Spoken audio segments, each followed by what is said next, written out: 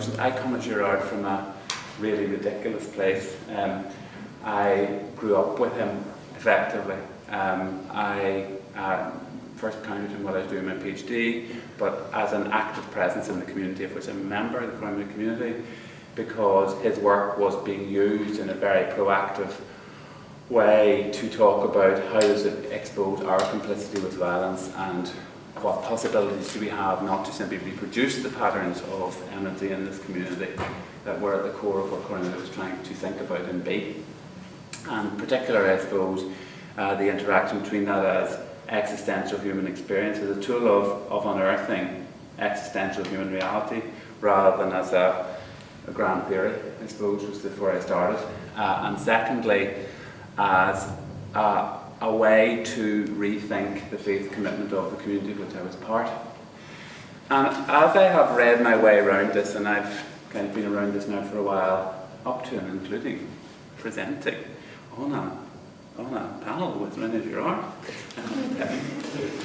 So, not every day that's the thing you boast about, but today I will.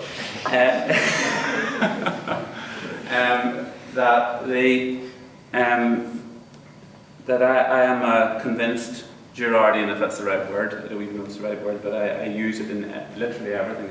It makes sense of what I want to say. And so what I'm quite interested in this conversation is where it interfaces with the kind of thing that Darpad was saying this morning, or which you were saying this morning, and to what extent it reaches limits, because I'm coming at it from inside rather than at it from the outside. But I think, in my experience of it as an academic, there are at least 5 areas in which it's a scandal to modern academia. One is in the rejection of the notion of personal autonomy. It simply blankly says there is no such thing. Number 2, the totality of the claims. It's a kind of a 19th century in scale and scope in terms of its claim to make interpretive tools through which a lot of things can be understood, and in many ways it is in the engagement with Nietzsche and Plato that it reaches its intellectual place in this society. Thirdly, I think in his insistence on the importance of religion in a secularized context, that religion is not simply an abstract fantasy world which runs in parallel to the real world, but it's actually an epistemological tool which must be made sense of as a core element of human experience. Fourthly, and this is where it becomes even more difficult, in the centrality of Judeo-Christianity, and Jesus in particular actually as not as romantic or spiritual wizards, but as epistemological keys, as the way to the truth about the nature of human reality. And then finally, in its subversion of classical Christianity, not as a triumphal imperial religion, but as the means through which religion is itself unveiled and humanity has possibilities of escaping from that, and a different notion of freedom. So having said all of that, I want to now talk about how I have used this, and I am aware of the time, so I'll try and keep myself reasonably moving smartly through this. But some of this will be read just because it's quicker. It has a kind of 2 or 3 parts. The first is trying to look at how I understand Girard's reconfiguration of self and other and its importance. Then on the nature of violence and on how it operates in human communities, and then on Northern Ireland, looking at the actual practical case of here and what happens here. And obviously it's for your engagement, interrogation, refusal, whatever. I'm happy enough to have this conversation. At the heart of Girard's mimetic hypothesis is a radical reaffirmation of relatedness as the defining reality of human existence. There is no being human outside of relationship. It simply doesn't exist in the abstract. Not only does everything and everyone exist in relationships, but relationships are foundational to being rather than the other way around. We're not like motor cars who arrive fully formed. We're entities in constant interaction. Our questions about human persons and human communities are therefore always necessarily about the nature and quality of relationship, with whom and with what fruits. Above all, then, change in human affairs is not a question of the engineering of new object people, but of a radical change in relationships within which change becomes possible for living human persons. Girard's radical insight is that the specifically human relationship is no longer finally determined or constrained by genetic instinct or dominance patterns.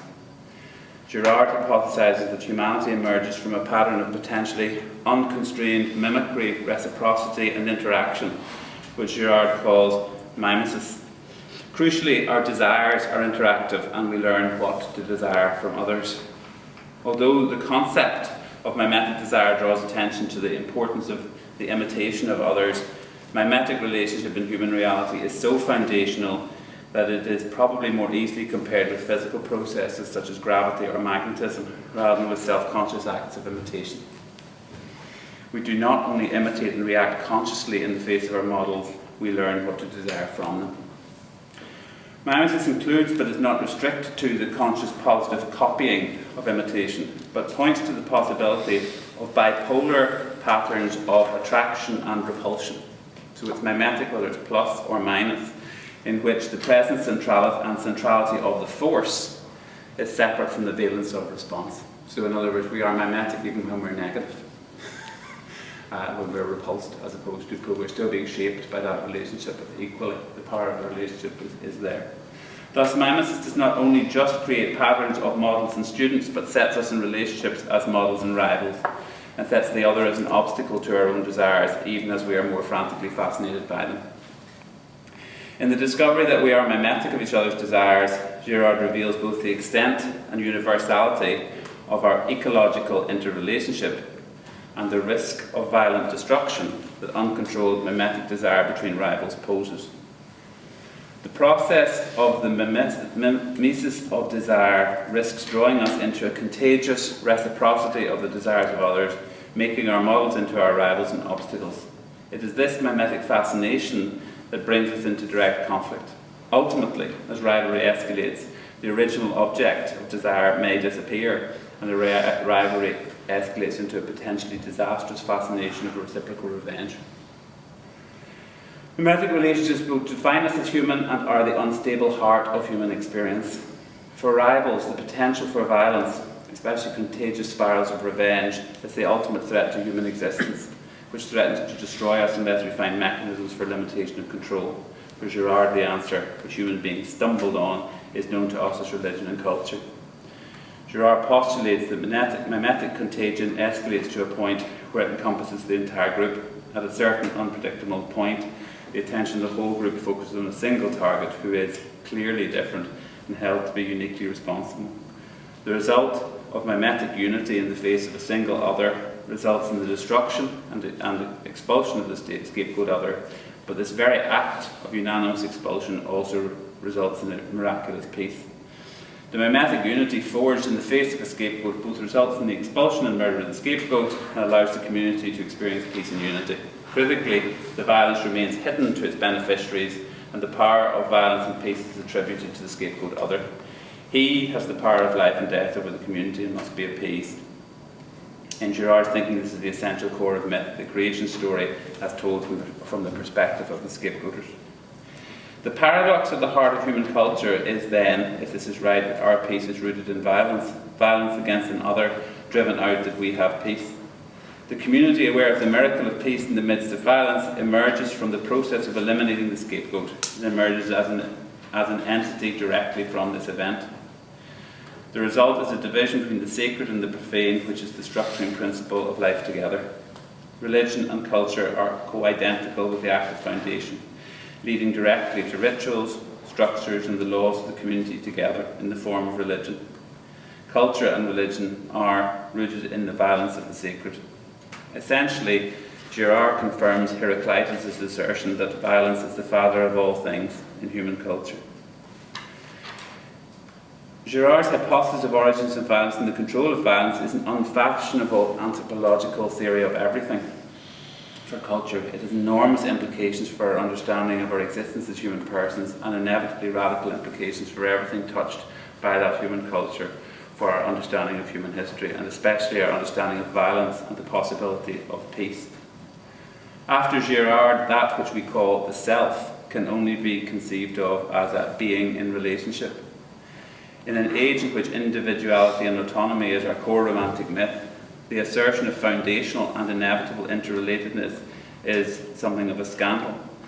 Even more radically, a relational orientation changes not only our understanding of the self, but also any plausible explanation of the process of change, and no longer amenable to processes of self-discovery or reconstruction. In an interrelational universe, change in personal lives and the history of communities emerges from a changed pattern of mimetic relationship through which each human reality is constituted. To seek change in the lives of each person requires a focus on relationships rather than objects. To move from violence to peace, just as is the case when the opposite is made from peace to violence, is to move into another relationship through which the possibility of peace emerges for us. Each self is thus a specific form, each of which is always emerging from complex mimetic interrelationship. Logically then, the self cannot so much be reconstructed as reorientated, or reborn as the Gospel would have it. In a word of mimetic relationship, the defining reality is with what or with whom are we or am I in mimesis. In mimesis, the defining question and locus of change is not so much who are we as whose are we. Girard establishes that the Western equivalence of freedom with the autonomy to and of desire is romantic and destructive. Freedom now is a question of freedom from mimetic desire and rivalry, and always about freedom in rather than from relationship. Mimetic interrelationality is not abolished by religion. Instead, its potential to destroy human living together is channeled. The specific experience of modernity, however, has been the rapid erosion of the cultural nexus of structural differences. Much of this has been driven by a profound conviction of the injustice of the social order itself. Instead of containing violence, the social structure itself has become an object of conflict. At the same time, this anti-hierarchical movement towards functional equality and the removal of distinctions on which it insists brings with it all the possibilities to the emergence of this reciprocal violence, precisely the possibilities which cultural distinctions sought to prevent. For Girard, the vehicle for the unveiling of culture from within culture has not been an accidental process, but by the working through of a specifically Judeo-Christian revelation in the West. The insistence on the centrality of the Western religious tradition has only added to the scandal surrounding his work. Girard does not, of course, postulate that historic Christianity has been good. Indeed, like the Hebrews before them, Christianity has been a journey between radical insight into violence and dependence and use of and application of violence. Ultimately, the point is not to establish the truth of world religions, but to trace and test the radical choice which Girard finds in the Gospels between the scapegoat and the scapegoaters, and the choice which entails for human futures. The critical and ultimately irreducible question is whether the mimetic hypothesis not only describes and makes sense of patterns of human rivalry, but whether it creates possibilities of human relationships free of rivalry.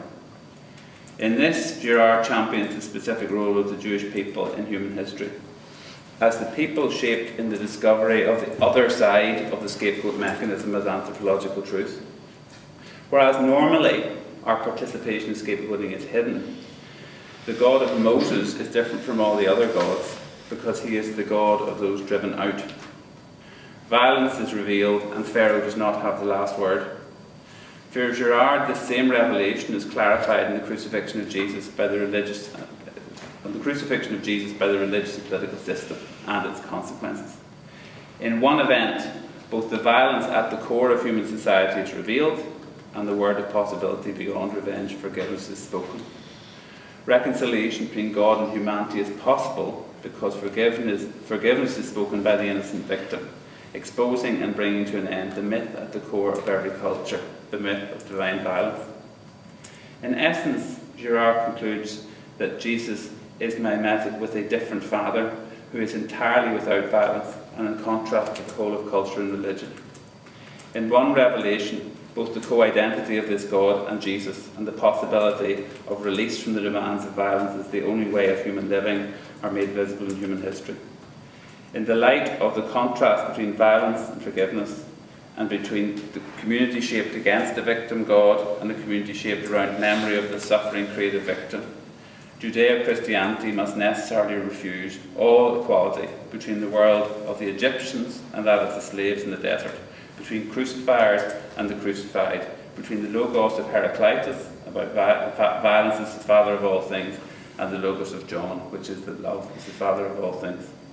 The complex and troubling claim is that the universal is revealed in the particular, and that mimesis of that particular, or at least with the forgiving non-violence which it makes visible in the world, is the essential way from violence to peace. Forgiving is always in the context of the revelation of complicity with violence. It is this revelation which is deeply resisted by all those whose position and authority rely on its secret.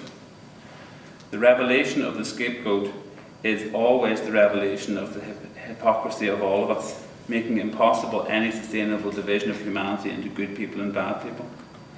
Furthermore, the crucifixion does not conjoin divine violence with religious exclusivity, as it often does and often has in reality, including Christianity, but sets a suffering and non-violent God opposite a violent and bloodthirsty humanity and asks us to choose. All of human culture, all religious and civic authority and the crowd, as participants in the human story of order, are exposed as children of violence. The good conscience of culture, scapegoating without any sense of violence, is no longer possible.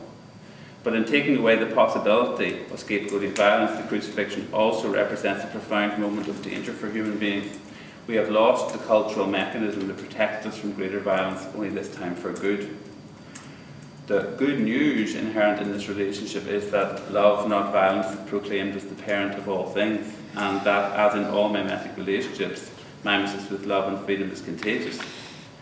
The possibility of relationship with the scapegoat victim is now actively abroad in history. Mimesis with love in a world of mimesis with relationships whose origins lie, however deeply buried, in violence, will necessarily entail both severe discomfort and confrontation. The miracle of forgiveness takes place in the context of paradox, revealing every human person as a participant in violence, even as it offers possibility of change. After Girard, the search for peace has a different shape. Any simple presumption that peace is the absence of visible violence is unsustainable in the face of this knowledge. Girard is therefore radically aligned with those for whom peace in the modern context can no longer be equated with the establishment of structures of a new Pax Romana, located within the specifics of politics or the wider sociodrama, but involves the emergence of a new basis for right relationships. Indeed, modernity struggles with the reality that there can now be no new political relationship which is not infected by the revelation that the social order itself is constituted by violence. Politics is no longer ultimate, but only penultimate. Real change now depends on the possibility of finding relationship, which is after the revelation of violence. The gospel makes peace a question of choice rather than a question of power. Far from being an esoteric spiritual matter, this is a matter of urgent anthropological importance. From now on, scapegoats will always be visible, and culture will fail to gather around the tomb. In place of scapegoating, Jesus offers Eucharist and remember me as a new mimetic possibility, and the word agape as the central creative possibility for human society. Through mimetic relationships, follow me. The central message of the New Testament is of the possibility of freedom from the world of violence, no longer rooted in individual autonomy, but in a relationship of safety. Problematically, it has no force and is offered in a violent world. What is clear is that this analysis matters if we are to be serious about human future.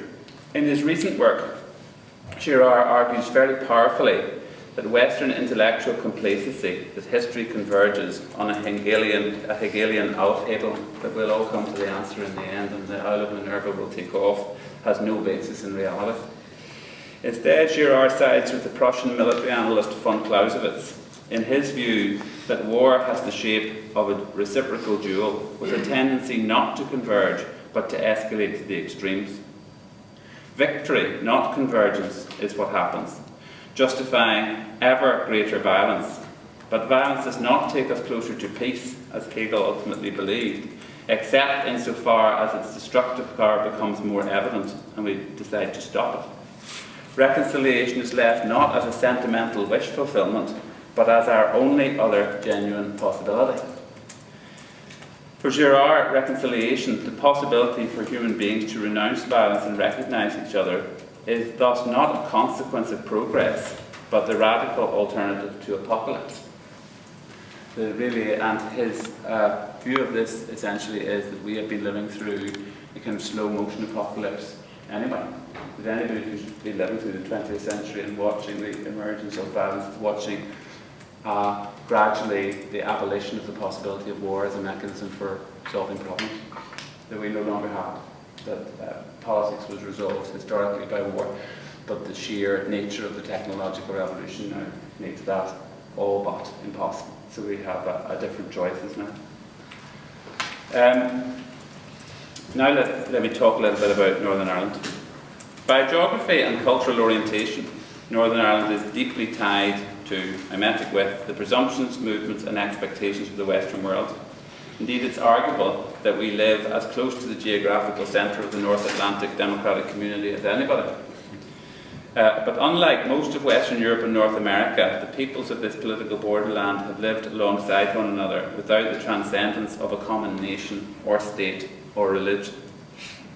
The being which results from unself-conscious identity in and with these institutions in other parts of Western Europe and North America, and is the basis of the assumed order of modern Western nation-states, is absent in Northern Ireland. In the place of transcendence, nationality functions to divide people into antagonistic opposites who have developed as mortal rivals for power. The result has been endemic anxiety, the permanent fear of violence, even when there is no evidence of current threat, and pathological over-identity with the failed nations in politics and public ritual. At its worst, this has descended into rabid ethnocentric exclusion and endemic terrorism and counter-terrorism. This historic pattern of mimetic polarisation and rivalry emerged over many centuries. In many ways, the north of Ireland was collateral in the ongoing conflict within Western Christendom, unleashed in the Reformation and Counter-Reformation. In its own deep conflicts with and fears of the Catholic powers of continental Europe, the British state emerged as a project of militant Protestantism. Protestant domination was the transcendent principle of politics and economics, defined as freedom from authoritarian Catholic enslavement. The identity of the British state with anti-Catholicism had huge consequences in Ireland, where the majority were initially unaffected by religious turmoil. Religious antagonism rationalised English economic and political domination in Ireland.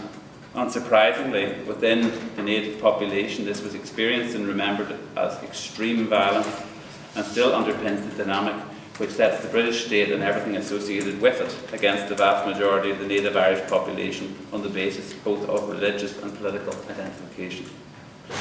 The most intimate version of this antagonism became established in the northeast of Ireland. Predictable within mimetic theory, predictably I think we should say, this resulted from the fact that native resistance was more intense in this part of the island than elsewhere. In order to secure the political stability of this dangerous and resistant territory, the British government extended the policy of plantation being developed for North America to Ulster, and specifically and deliberately offered confiscated Irish lands to Scottish and English Protestants who could be expected to be loyal on both theological and socio-economic grounds. Thrust into hostile territory, however, the consequences was not a secure and self-confident settlement, but a threatened and anxious frontier, especially when there was any risk that the British state might lose its willingness to defend settler interests. Religion, politics, economic and society were aligned behind fronts on sides in a series of binary oppositions which overlapped sufficiently to eliminate any mechanism to separate any of the strands into separate issues. In other words, it's about religion, it's about politics, it's about economics, any of the above and all of the above in different combinations because they take you into the same dynamic. Antagonism In other words, the opposition that it created, rather than the reasons for it, was the only consistent reality. The violence which emerged on a sporadic but not always predictable basis had a symbolic importance for the whole population and was remembered and structured into the development of the limping structures of politics through the law of the land, the rituals of daily life and the recurrent myths of the people. The settlement incubated two large but distinct communities infected by mutual resentment and suspicion, who also interacted in commerce and daily life. The domination of Ireland and its consequences confirm beyond all doubt that Girard's insights in relation to Judeo-Christian revelation expose in historical Christianity the deep roots of the very same cultural violence as the revelation reveals. Across Europe, the explosion of passionate violence triggered in the early 15th century caused political chaos. Seeking to restrict and contain the extreme contagion, the German states established a principle of territorial sovereignty and apartheid at Augsburg in 1555 as cuius regio, eius religio. Only physical distance could reduce mimetic rivalry and limit its consequences to the anarchy of interstate relations rather than internal politics. Eventually, after a century of catastrophic violence, this led to the establishment of national sovereignty in Westphalia in 1848. In the north of Ireland, the messy consequences of religious antagonism in the context of conquest did not establish territorial uniformity. The religious antagonism of the churches was at the heart of the politics of allegiance. Thus, in this context, antagonistic versions of Christianity coexisted on different sides of colonial expansion at close proximity.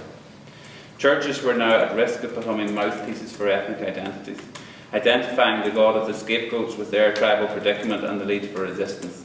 It is a trap that they fell into spectacularly. Christian churches largely became ritualizers of segregation and antagonism in the north of Ireland. Whole political groups are still described in terms of denominational labels. In the absence of political security, churches were often the first available places for people to gather in security.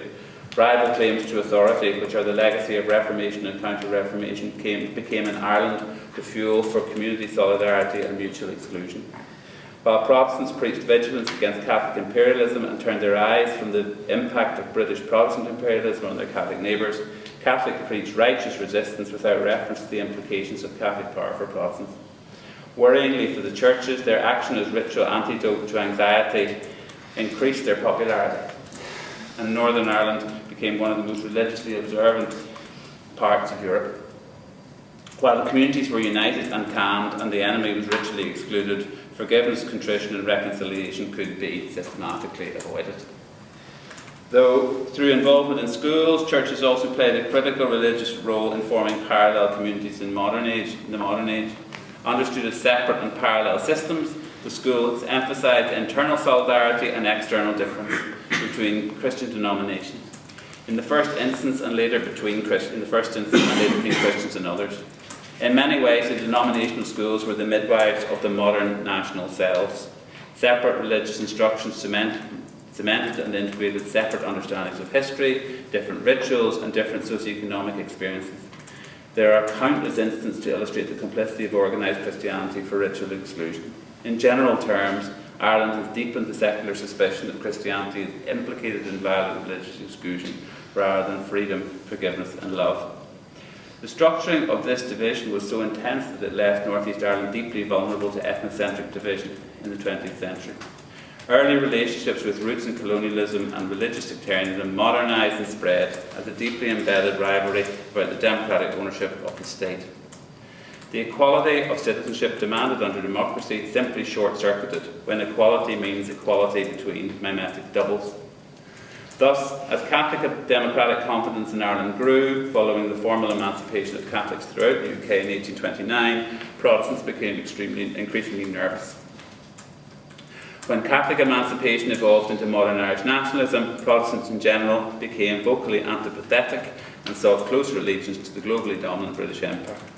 As the rivalry deepened and modernised in the cities, so the possibility of sectarian violence also grew.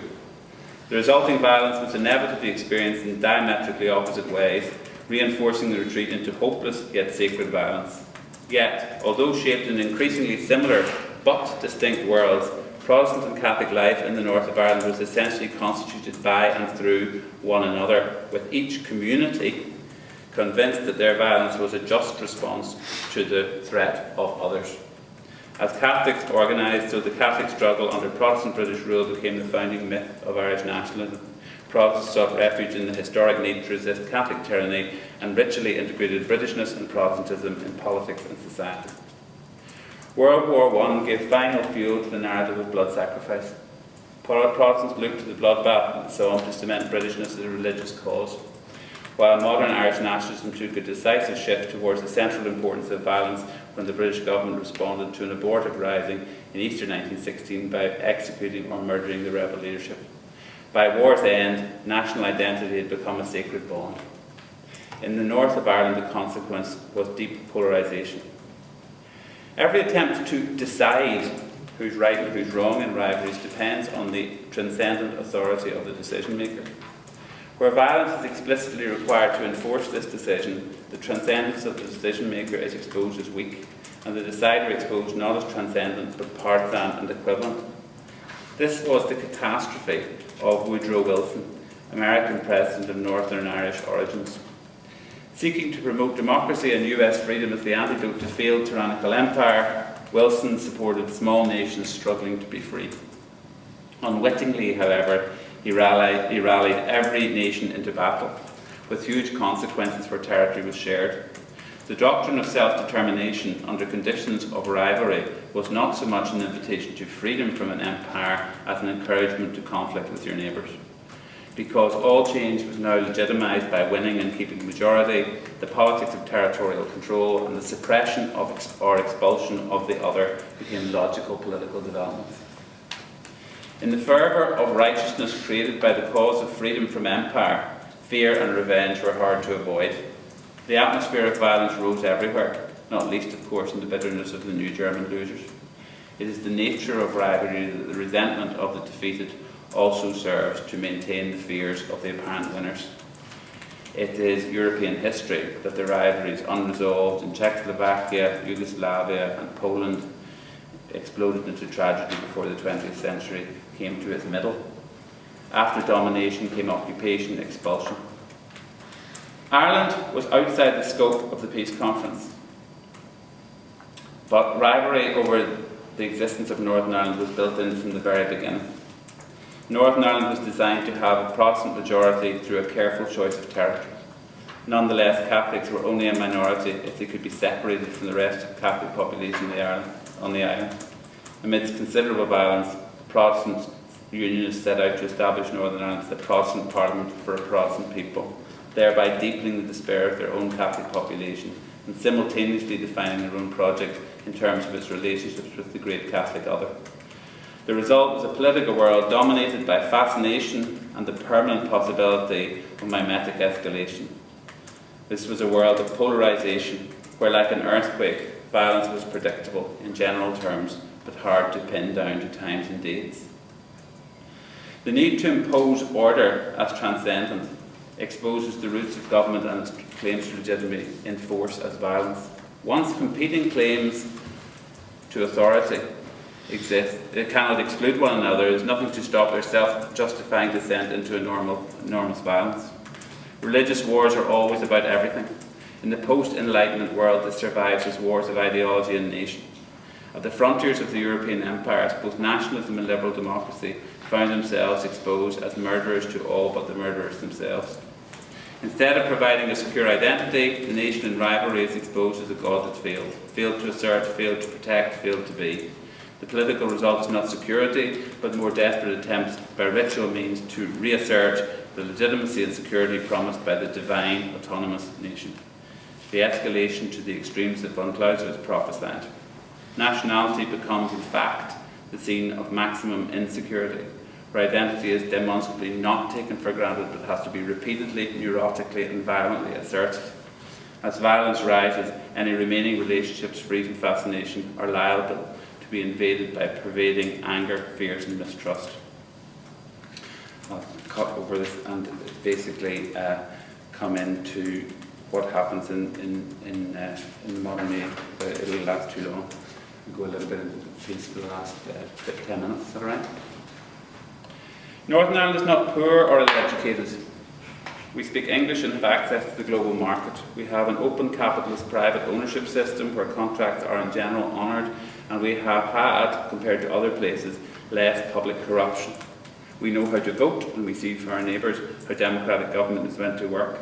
In global terms, we belong on average to the privileged rather than the underprivileged, and yet a pattern of reciprocal conflict is embedded through the manipulation of specific social goods will always founder if they do not emerge from or with a meaningful change towards a new relationship, one in which we no longer see each other as enemies or rivals.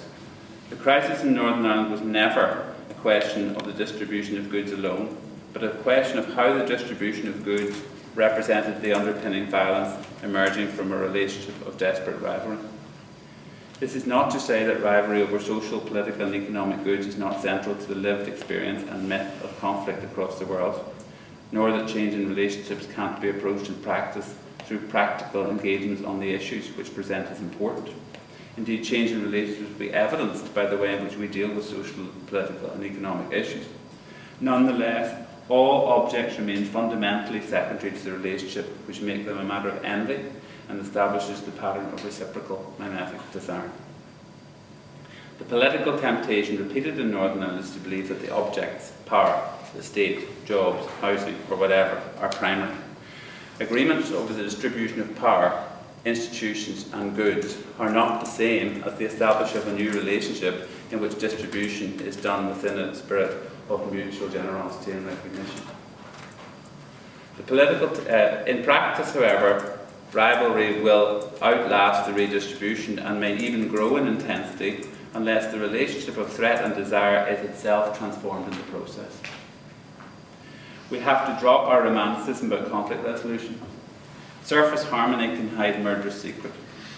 Object-focused approaches to peace-building are at risk if they do not engage the driving mimetic rivalry. The sometimes critical role of third parties in context of violence is that through the less rivalrous relationships with the third parties, the conflict parties can come into new relationships with one another and with the objects of desire. Transformation in conflict is ultimately always a question of transforming relationships, not of redistributing goods. After Girard, we can no longer understand peace as an object which is either built or made.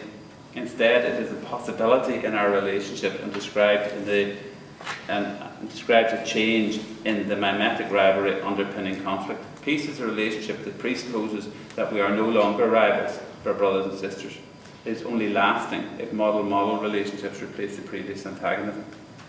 Violence cannot disappear simply through being opposed or countered. Even where the overwhelming force of violence and structure does eliminate a rival in the short run, it necessarily always teaches the lesson that the way to peace is through violence.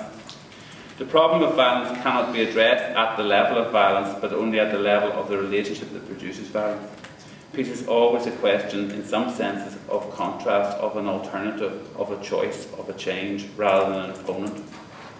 Both violence and peace are outcomes of relationships. If we want to seek peace, the task is not to oppose violence, but to seek a new relationship in which the rivalry over mutually desired objects which produces violence no longer exists. At the same time, for as long as we live within culture, we need structures and order within which to mediate and limit our ongoing rivalries. The possibility of peacemaking in Northern Ireland in the 1960s emerged at an unusual point.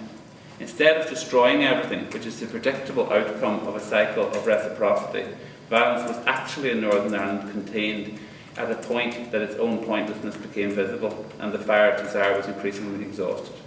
After 1993, almost the entire community began to look for alternative possibilities. The alternative to violence and division was given the name reconciliation. For 20 years, peacebuilding in Northern Ireland developed as a dialogue between the pattern of mortal enmity that was deepening in 25 years of violence and the possibility, however unrealistic, of a new relationship. The language of reconciliation drew directly on groups who had not been drawn into the polarising bicommunalism of Northern Ireland. At their worst, these had been romantic, moralising spaces in which to establish the superiority of the peacemakers vis-à-vis their tormentors. At their best, these were small, deliberate groups of people who were not drawn into the mimetic vortex of violence that was Northern Ireland in the 70s and 80s. To the outside world, they were almost universally small and powerless, for their crucial role was as potential cradles of other relationships, places where people could meet in a real sense and where the possibility of a different future could be experienced as a reality and not merely fantasized as a dream. The essential discovery of some of these experiences was the almost universal division in politics of people into good people and bad people, our people and their people, was a romantic lie, which had to be set aside against this tragic and liberating truth that we are remarkable, we belong to each other. Opportunities for experience of a new pattern of relationship outside of the mimesis of desire do not emerge either in a single place or in a programmed form. Instead, they appear as necessarily varied and essentially opportunistic. Thus, the practical history of reconciliation becomes a series of appearances in a disconnected number of settings. Few of them are effective in immediate political terms, but in them, the possibility of an alternative to the vortex of violence can sometimes be seen and believed. In the late 1980s, the language of reconciliation was adopted by the governments of the United Kingdom and Ireland and by their supporters internationally, with complex results. On the one hand, this language gave transcendence to a peace that now both knew could not be built on the victory of suppression of one nation. The governments now gave increasing protection to small groups and projects committed to inter-community activity. At the same time, through its co-option into politics, reconciliation was now opposed to the men of violence, deepening the illusion that the violence in Ireland was limited to the violence rather than to the historical pattern of rivalry that had been used and abused by governments and political parties across Britain and Ireland for generations. There is no doubt that the language of reconciliation enabled the beginning of long negotiations and decisions, which were to become known as the Northern Ireland peace process. Reconciliation gave shape to a series of meetings and negotiations in which the goal was a new relationship rather than the definitive victory of unionism or nationalism. With the massive support and engagement of international parties, each with their own interests, and drawing on the war weariness of the ordinary people, the dynamic of reconciliation began its slow and painful interaction with the dynamic of rivalry and violence. In a world in need of reconciliation, Northern Ireland suddenly emerged not as a hopeless and endless disaster, but as a glimpse of possibility, with all the risks of romanticisation which this entails. The Good Friday Agreement represents a high watermark in the rhetoric of reconciliation. The institutional political deal at its heart was prefaced by something potentially very interesting. The agreement speaks of a new beginning, built in recognition that the violence of the past had left, I quote, a deep and profoundly regrettable level of suffering. It continues, we must never forget those who have died or been injured and their families, but we can best honour them through a fresh start in which we firmly dedicate ourselves to the achievement of reconciliation, tolerance and mutual trust, and to the protection and vindication of human rights of all. It's in this framework that the parties agree to partnership, equality and mutual respect as the basis of relationships between Northern Ireland, between North and South and between these islands, and commit to a total and absolute commitment to exclusively democratic and peaceful means of resolving differences on political issues, and our opposition to any use or threat of force by others for any political purpose. The interaction and political process and reconciliation was therefore neither superficial nor malicious. However, the ways in which the search for political order, in which rivalry is managed through transcendent structures, and the search for a deep reconciliation in which the relationship of rivalry is transformed into a relationship of trust, and the way in which these interact have been both uncomfortable and instructive. In spite of the commitment to seek reconciliation, negotiators agreed that any attempt to ask previous enemies to set aside their fundamental and exclusive national goals would create such a scandal that it would provoke the violence that it sought to eliminate. Thus, the agreed political structure focused on limiting the effects of rivalry rather than seeking commitment to a shared future. Violence would no longer be used. Government would be a matter of forced consensus and mutual veto through a permanent and mandatory coalition, and power would be shared out on a proportional basis rather than shared by a government with an agreed programme. In effect, rivalry was capped but not eliminated. Furthermore, the agreement was now stable because of its capacity to persuade the most anxious in both communities that the possibility of defeat had been eliminated. Thus, nationalists argued for the New Deal because it was merely transitional to a new United Ireland. Unionists argued that the agreement recognised that the union with Great Britain was now copper-fastened. In the meantime, structures were put in place which seemed to guarantee both but delivered neither, and which in practice allowed both Britain and Ireland to re-establish clear political distance between themselves and their historic catastrophe in Northern Ireland. Even more clearly, after 30 years of almost daily violent trauma, which had the effect of normalising both the activity and the extraordinary managerial responses taken to contain the crisis in Northern Ireland, the Good Friday Agreement was essentially silent on the origins of and responsibility for violence. The unspoken understanding was that any attempt to wrestle with responsibility for violence would reignite the cycle of mutual recrimination and bitterness, making progress impossible. Furthermore, no transcendent authority could be identified who could come to a final judgment of questions of who were the guilty and who were the innocent. Prisoners held for paramilitary offences were released before they had completed their sentences, unless there were specific and extreme reasons not to do so, but they were released without amnesty and formally retained their criminal record. The ambiguity of guilt and innocence which this created, and the confusion about whether the formal justice process had been suspended, set aside, or was still in force, has probably been the most complex legacy of the peace process. Heroes remain heroes in their own camp, and criminals outside, with the serious risk that the battle for memory and history was the ground of which old rivalries had permanent fuel.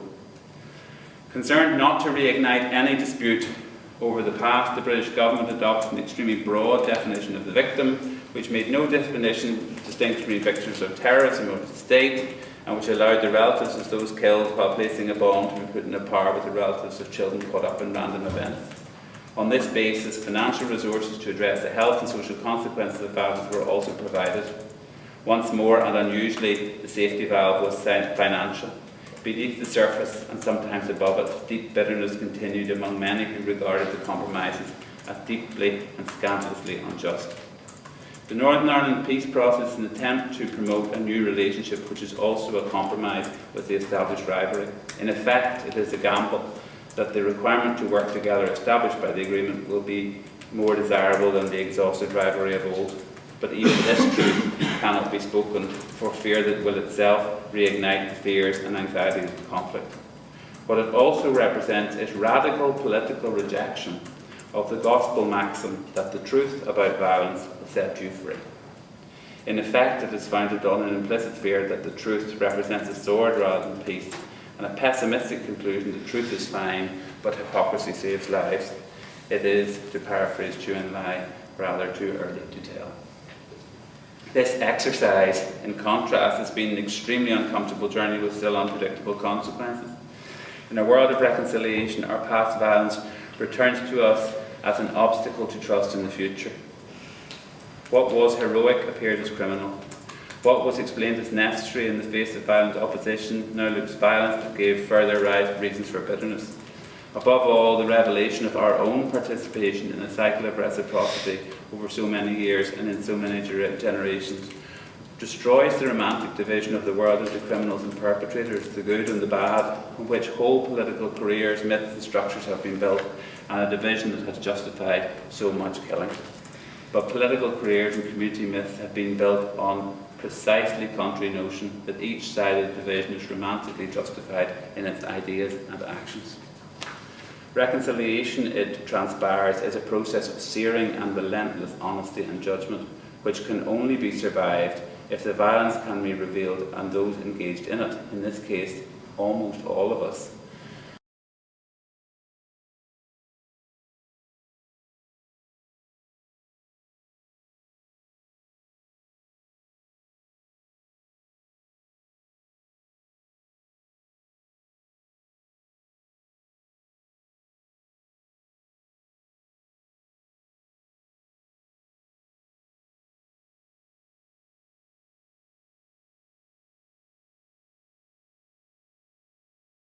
denial. The bearers of a different truth, the bereaved and injured, now represent not the reason for peace but the obstacle to it. In practical terms, what they also reveal is the interest of all of us in the myth of romantic justified violence by maintaining the myth of innocence. Herein lies a new opportunity for scapegoating, driving out the truth about violence on the basis that this is itself an act of peace. Okay, I'm going to stop. I'm going to just read the last paragraphs of this, and then there is light in Northern Ireland. Icons of Irish national culture, long resistance of everything to do with police in Northern Ireland recently carried the coffin of a police officer assassinated by Republican militants, of the Protestant First Minister whose political party exists to resist Catholicism in power, broke the taboo of generations and attended the same officer's funeral mass. Reconciliation was chosen in the face of the potential apocalypse. There are many other examples too. Organisations have built strong partnerships and genuinely open places for meeting. Sport is no longer the centre point of hatred, but has produced models of openness and change.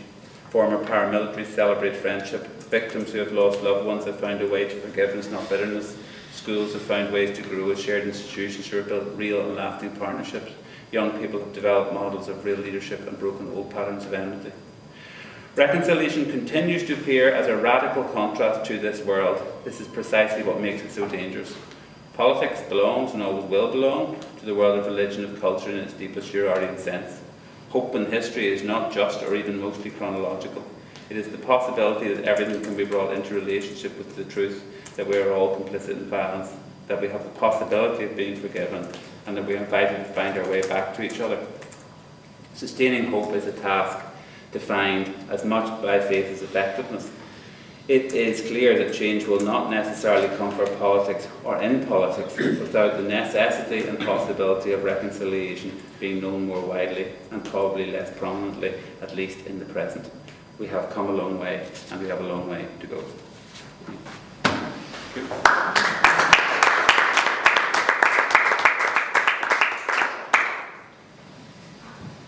Sorry about that. Fascinating stuff. I'd much rather hear that than go stop you before you got there, so thank you.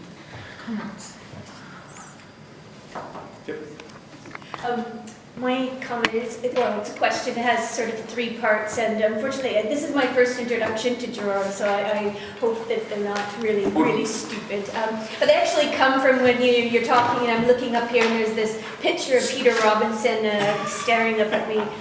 And I was wondering, my first part of the question is, okay, can there ever be sort of a single scapegoat in a divided society? And then so thinking, oh, well, it can never be him. So then in my mind, it's like, well, there could be in this particular, Northern Ireland, and it could be myself, immigrants. And then I also look down, I happen to see Anna Lowe here saying, oh, that she's thinking of not only leaving politics, but leaving the country. So then my second sort of part of the question is the scapegoat always already, at least in part, an outsider? And the third part is, or is that a revisionist retelling of the scapegoating situation? There's a whole lot of things in play here. One is, if you're different, you're quite likely to be the scapegoat. I think that is kind of quite clear, that some difference may be the reason, the rationality that is provided for why. So differences are, which are then targeted, specific differences which are then amplified and targeted as absolute, make somebody always potentially the one. And I think probably in Western society, the Holocaust really brought that home across the whole of the West. It's just how gigantic that can be, and has, and we've struggled with that ever since, because the bit we can live with is the Germans did that. The bit we don't really get is that it's a process which is essentially imminent. It's everywhere. Number one. Number two, I think I'm wanting to say about Northern Ireland, what makes it actually interesting, most interesting, is in a lot of these conflict situations where violence escalates up to a really gigantic stage, there are no breaks. We happen to live in this very, very strange place in northwestern Europe, where resources have meant that this very obvious mimetic relationship that's looking for an outlet and for a scapegoat is actually being held back from its ultimate logic. That doesn't happen in Bosnia, that doesn't happen in all sorts of other places, but the consequence is we've had a 30-year war, actually, and we're still sitting here, which is actually, in political science terms, kind of a bizarre outcome. How come you can have that war and it didn't destroy you? In a certain kind of a way. And in another way it did destroy us, but in another way it didn't. Okay, we're still here. And we're still talking about a solution which is shared, as opposed to just you get that bit and I get that bit. That's interesting.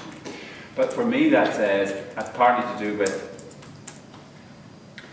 the strange fact that it didn't escalate past the shores of Northern Ireland. In the end, Britain and Ireland became closer against us, rather than, and in some ways, we are the scapegoat of British-Irish relations.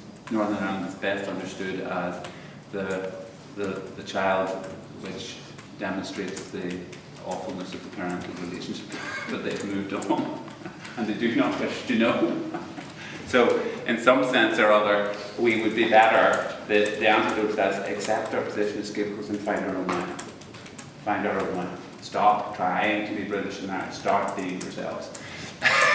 Because the parents are bastards. Right? That would be it. You fuck up doing that.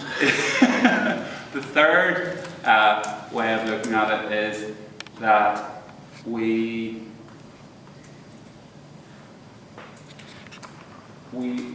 are so equal. This goes round, and one of the things is the scapegoat doesn't come easily. We're in this kind of model-rival situation rather than one big and one small. It hasn't yet found its magnet which takes it away from us. We go round and round in this circle. But there is no doubt that the violence in this community, when it is not given one outlet, goes in another outlet. And so it hasn't been that.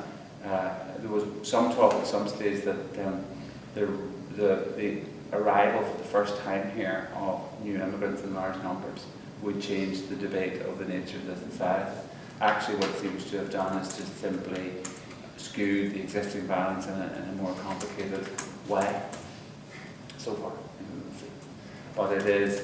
On the other hand, it has made this. It's been a fascinating instant. This whole issue with this week, because it has exposed violence in a way for the first time.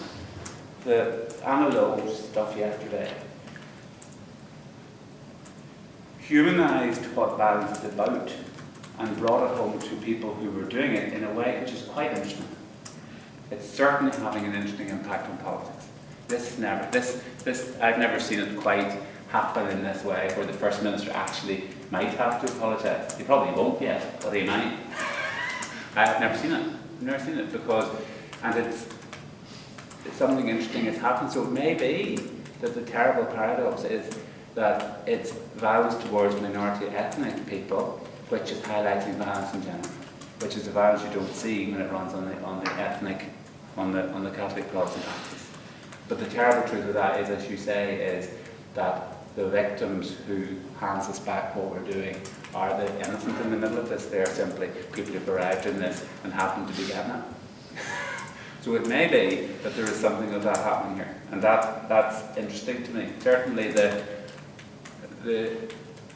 is different.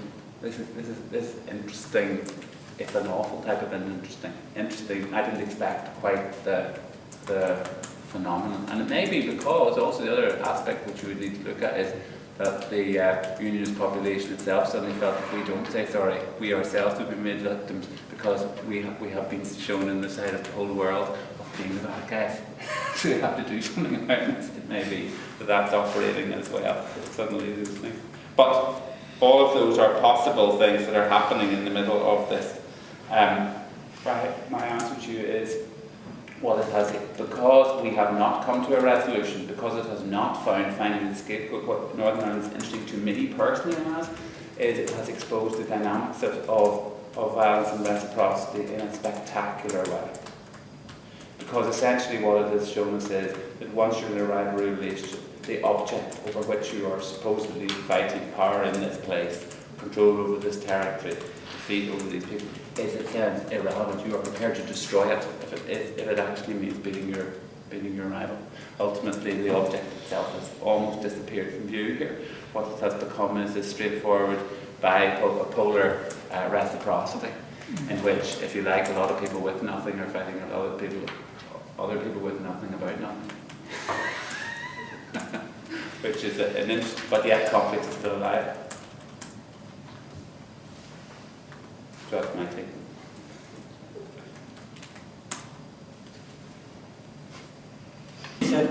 The first is this question that you said that we go round and round in a circle.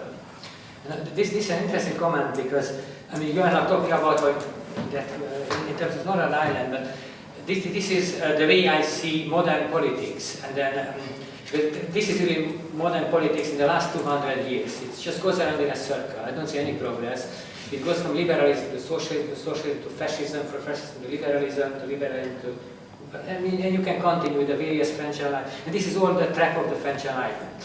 Now, the Northern Ireland situation is not the trap of the French Enlightenment so much as the trap of the Reformation and the Renaissance, which is the other main historical, what do you call that, area.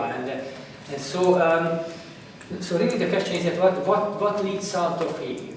Now, one thing which we are approaching, or we are probing into, Girard's idea. The Girard's idea explains a lot, but as far as I can see, just in the last few talks, it poses a problem on its own, and the problem is, and it is even in your talk, that you started by the dark areas, and so Girard sort of leads us into these dark areas and reveals more and more dark areas.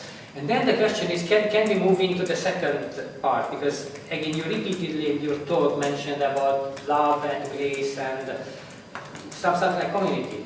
But it's as if the jump is not maybe even there.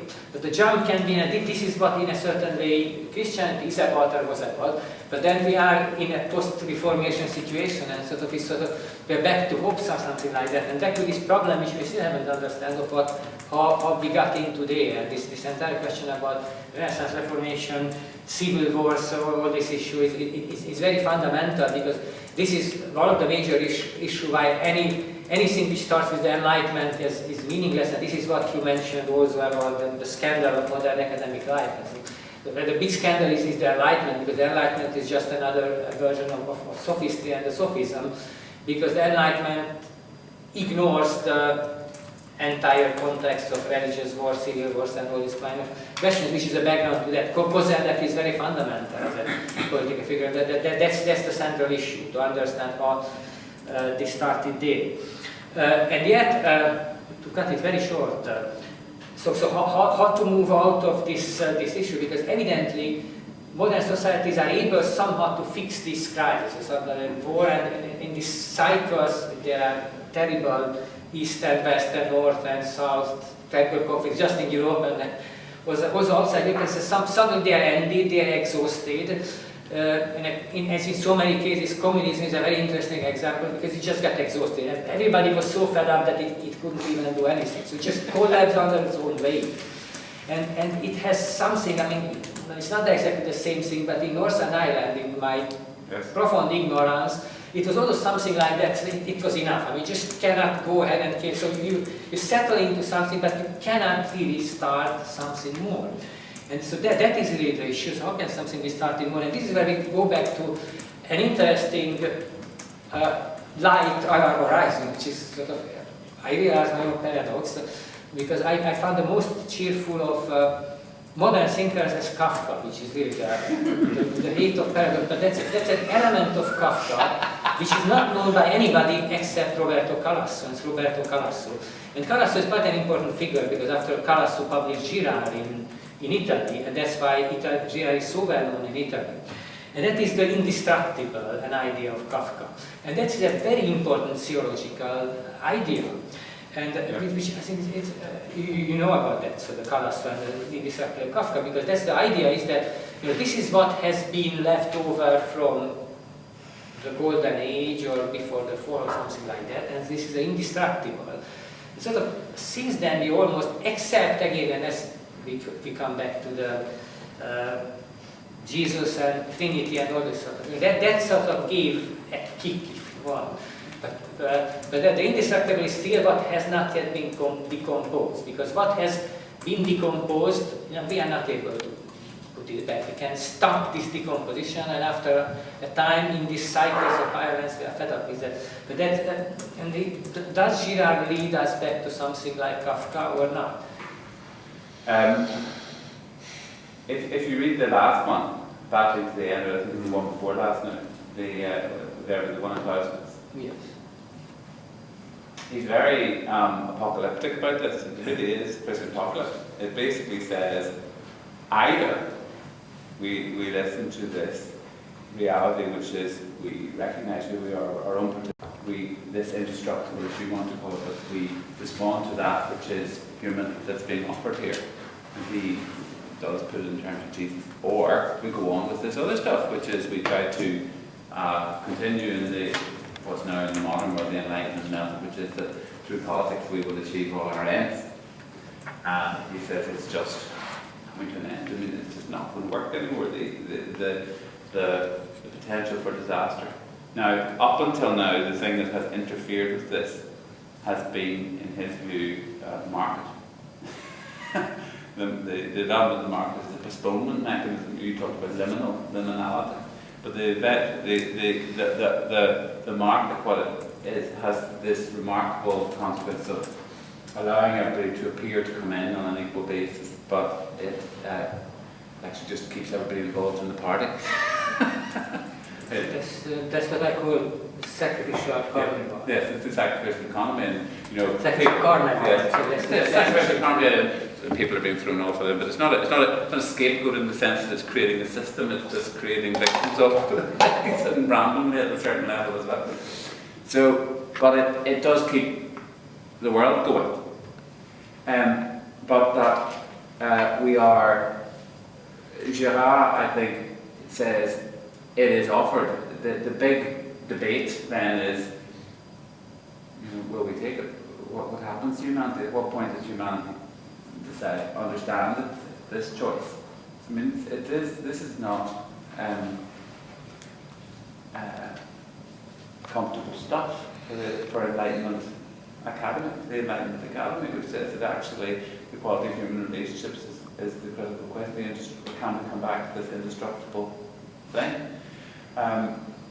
I suppose his apocalypse at some level is a modern or a retelling using the biblical metaphor of what Catholics talking about in all his books about the madness of the world. In some sense, but is he optimistic or pessimistic? I don't think he's either. He's just saying, choice. Make your choice. But that's why a lot of people reject it, I suppose, because they say, no, we have to rely then on the conservative order, and we must. It's all we have. This is a fantasy world. So I'm going with the optimists. I go with the optimists on it. I think that there is a possibility.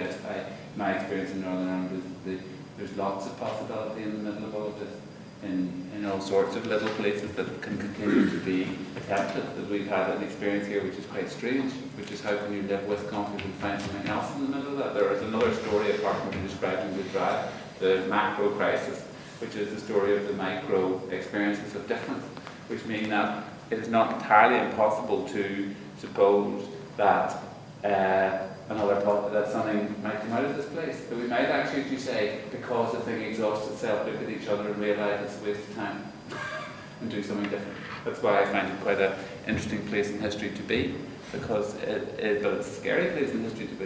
It is quite. Northern Ireland sits in this kind of. You could feel the liminality of peace in this country on a daily basis. It's like it's fine. What's wrong with that? The funny thing is that the trees are growing. It's all nice out there, and yes, read the paper. But now it's basically every place becoming even scary more than ever. Yes, the truth is, it's not a scary place in the rest of the world is becoming United States. I mean, that's deadly scary. Eastern Europe, know about that. Italy, it's getting scary more than ever. Britain and Ireland are definitely. Don't tell. So what is not scary? Those last year our books got me totally depressed. I read them, but my God. Because I think we have to hold on to some notion that it is possible to bring people into communities of association rather than these sacrificial communities we're building and living by. It's not just romantic, it is that these things coexist. I think they coexist. I don't think it's chronological. The danger, of course, is one will overwhelm the other. But they coexist at a certain point. And the Christian, you started by talking about the second coming. And the second coming, I think, is a metaphor for the resolution of all of these things that ultimately come to these joys. The Christian metaphor is living between the revelation and the second coming. We live in the middle of these things. Hope is not essentially chronological. It is, there are lots of experiences of good things happening alongside a lot of things of bad things. The question is, how do we live between them, and how do we translate one with the other? And that is, I think, how then there might be some chronological change and some real change in time. Is that some of those things might come together, and some, certainly, what else can you do? The alternative is you give in to the things that go, and it's fine, or find your political fascism to try to hold it back, or join in. That's certainly possible too. My view would be, there's a lot of good reasons to keep at the alternative here.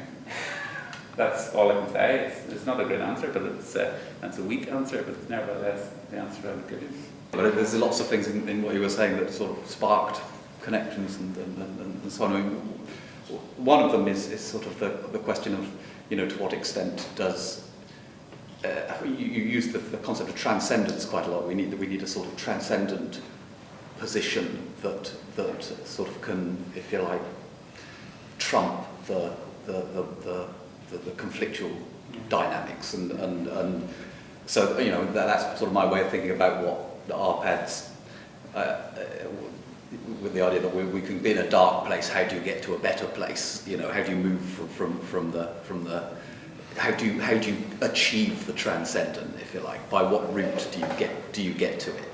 And of course, one route is almost like as an external route. It just is there. You just have to sort of find it in the outside. And then you run the risk that you're in the hands of the Hobbesians or whatever, who say, well, I'll tell you what the transcendent is. Here's the deal. People are bad, and the state is the thing you've got to follow, and you get your transcendent in that way. But of course, that sort of Hobbesian trick was also an attempt to sort of short circuit the problem that religion was no longer working back in the 17th century to occupy that position of the trump, where which it had done for so long.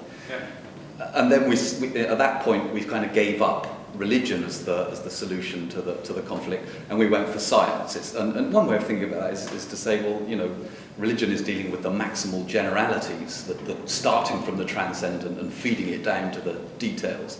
Science says, no, let's start with the details. We can form agreement on the facts, and Newton comes up as the hero who gives us these facts, and if you like, the Protestant Reformation is fed by this sort of let's look at the details, But now this sort of turnaround that you announced in your talk was, we're revisiting now theology in a way that we thought we'd done away with. We're revisiting in a sense that's re-asking the question: is it only through the facts that we can find agreement? Because in fact we don't seem to have found agreement through the facts, and the whole postmodernism thing seems to be to say, actually the only thing we can agree about is the fact that you can never find an agreement about facts. There's some sort of theoretical presupposition that's needed before you can ever get to any agreement of the facts. So we're now contemplating the rejected possibility that maybe it's actually easier to find agreement at the level of the generalities, but really the issue is, how are we going to move from the facts of our situation to some more transcendent position? So again, it's that question of how do we do that transition to a transcendent position? I think it's quite an important question. I really do. I think it's a very important question. I think at one level, this notion of the transcendent, on one level, is absolutely critical, because unless there is something which is between us and that lets us recognise ourselves as belonging, well, how do we know who we are? At another level, as you say, since Hobbes, it's been in serious trouble, and every authoritarian movement in the world, every fundamentalist movement in the world, is actually a grab back to claim of the transcendent authority of this or that. I mean, essentially, the attractiveness of fascism and or fundamentalism and or any of these authoritarian movements is that they offer a safe, an apparently safe alternative to chaos. So and I've always known that fundamentalism, chaos are absolute. They're plus and minuses. They're both reactions to the situations of people that we're living in. Number one. So the old form of that transcendence imposed by violence is actually not only doable through violence, and that violence is already visible. So in a sense, that tool has gone. We can see it. It doesn't mean that people won't try it, and they do, but they have to murder masses and masses and masses of people to do it, and they're still found out. Number two, in the Western world, I suppose the closest we have to it post-war is human rights.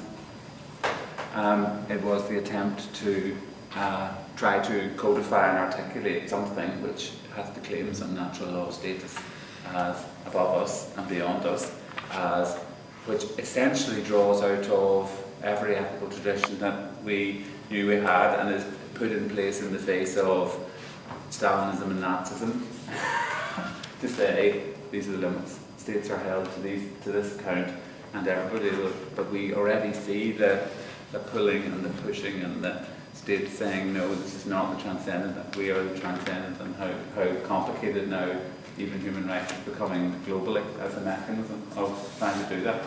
And nevertheless, I'm not against it. I just think that we should notice that we're in a complex relationship with trying to enforce. The Girardian answer, as I understand it, is this thing of how you call back to the indestructible. And the answer that Girard gives is quite similar to Levinas. It's the eyes of the victim. It is that the human is called back to being human in the experience of when we recognise the suffering other. And that the paradoxical way back to transcendence is now underneath rather than above. That the whole purpose of the crucifixion is the placing in front of humanity of what it's doing and its recognition in the world.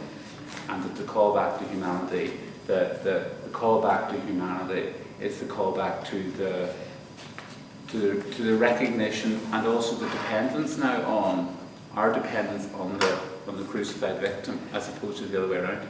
That's the inversion. That humanity it's not done from power, it's done from underneath. And but it is transcendent. We have to bow to it. We have to bow to it. So that it's not power. It's outside of power, which is equivalent.